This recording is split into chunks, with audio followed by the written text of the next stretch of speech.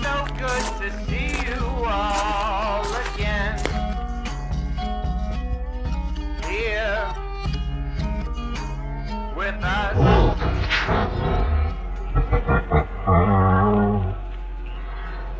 Don't be frightened. Look at this little Scarecrow. Why is this cruel?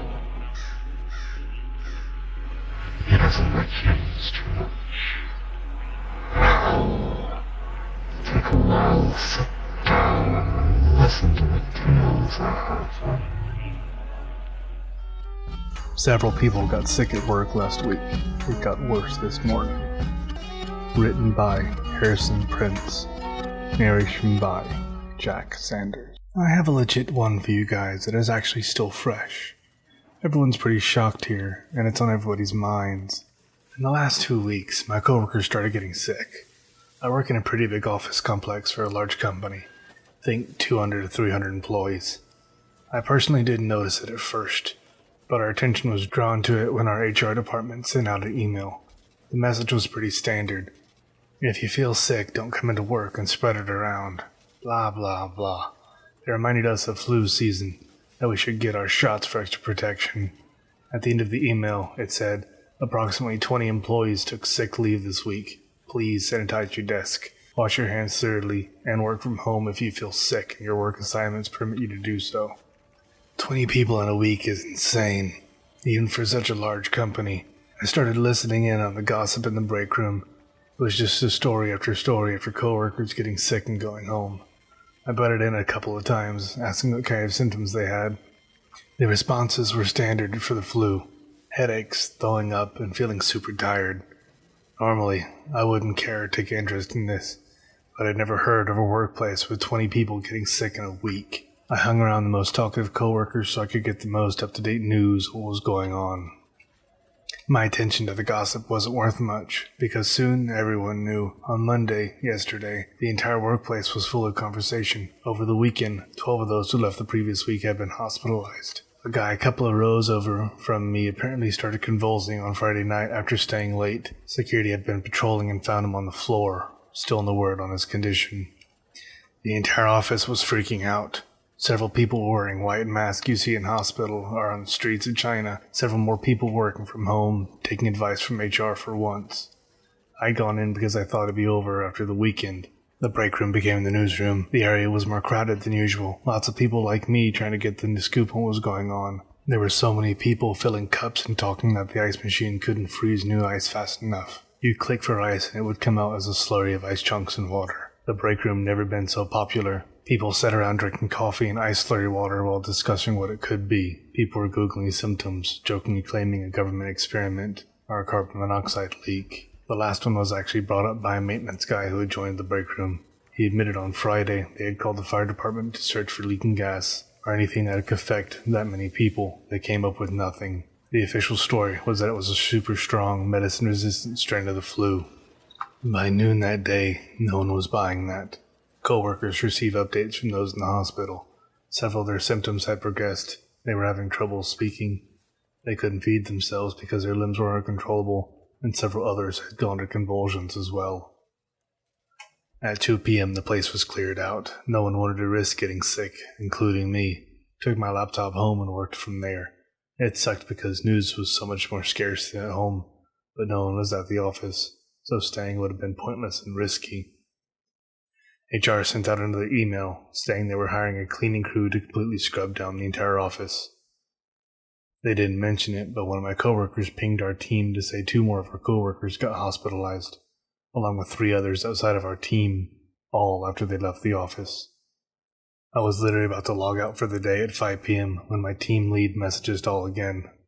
Office being scrubbed, potential sources been found, I'll let you know if it's safe tomorrow to come in. Then logged off immediately. My team lead is pretty high up in the company. In fact, we're one of the few departments that are led directly by one of the big guys in charge. So he wasn't available to hang around and chat about it. I wondered what it was all night yesterday. I hated that cryptic way of informing us. This morning, at 8 a.m. sharp, our team lead logged on and told us that the CEO would be sending out a mass email explaining everything. I'm gonna edit it a little for privacy's sake. I don't want to say the company either. since they'd be playing PR on this and looking for any mention of the incident.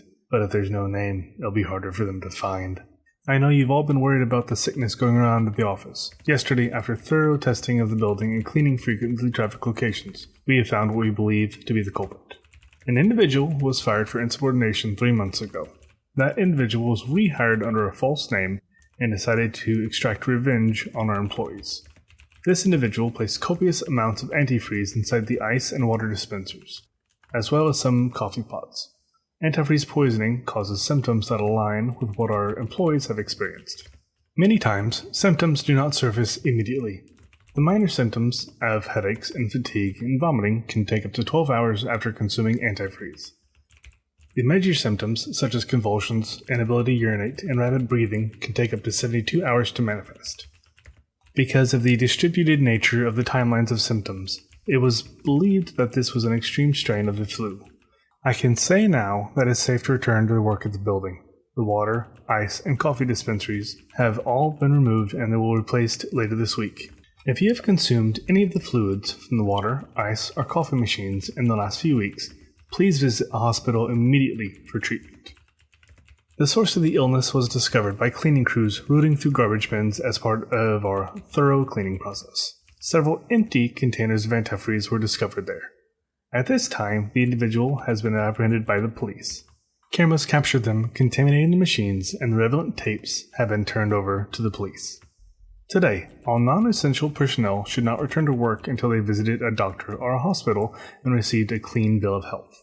We care about the safety of our employees and will require the clean bill of health from your doctor. Please turn these over to your manager when you return to work. We sincerely hope that no further tragedies will occur as a result. And now it is with a heavy heart that I announce one of our employees was poisoned beyond remedy and passed away last night. 2 others are in comas. Your manager should have reached out to you already if any of these individuals are on your team. We will be extending paid time off to anyone who was poisoned by this incident. Please email your manager with your request so that it can be processed. A doctor's note will be required for the extended paid time off. Our security team has been working around the clock since yesterday, working with the police to identify how this individual slipped these chemicals past our security and how they were hired under a false name. We will take every step necessary to aid the police in their prosecution. We appreciate all of you and sincerely wish you a clean bill of health. The email sounds very sincere, but I'm still pissed over a few actions they did and didn't take. I'm mainly pissed that if they found the antifreeze yesterday, like my team lead implies, why the hell wasn't there emergency text to everyone in the company saying, "Get to the hospital"? I smell a scandal coming about that. I'm about to send emails to reporters right after posting this. I wrote it as a way to get the timeline down so I could talk straight when asked about it. I refer news agencies here as they pick up the story. I'm actually in the hospital now. I did have some of the ice water from the machine, especially while the gossiping was going on. I wondered why I woke up so groggy and in so much pain. The meds I got, Fomopizol or something, are supposed to work over a couple of hours, so I've been sitting in a hospital bed, writing this up on my phone, while all my coworkers have been pinging each other, trying to figure out what everybody's condition is.